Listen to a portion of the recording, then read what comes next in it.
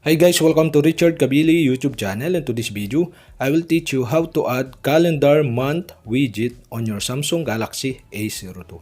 And okay guys, but before we start, kindly subscribe to my YouTube channel by pressing the subscribe button and the bell to notify you if I have new videos. Okay guys, let's start. So okay guys, you all have to do is press and hold on a screen in your Samsung Galaxy A02 to see widget below. Okay, click widget.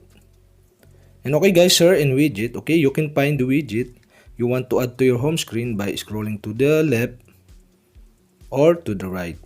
And okay guys, after you find the widget you want to add to your home screen, okay, you'll have to do is click the widget.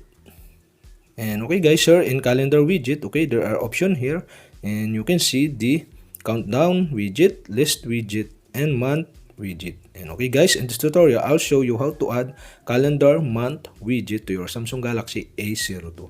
And okay guys, you'll have to do is press and hold the month widget to add to your home screen. And now you can set the position.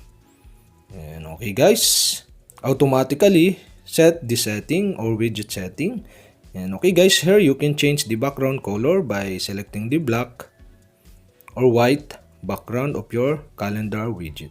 And also you can change the background transparency by scrolling to the right to adjust the percent of the transparency. And also you can enable or disable the match with dark mode by switching the switch button on the right side. Okay, you can turn off or on the match with dark mode setting. And okay guys, that's it. We have successfully added the calendar month widget to your Samsung Galaxy A02. And okay guys, if you have a question, kindly comment below and don't forget to hit the subscribe button and the bell to notify you if I have new videos. Okay guys, thank you for watching.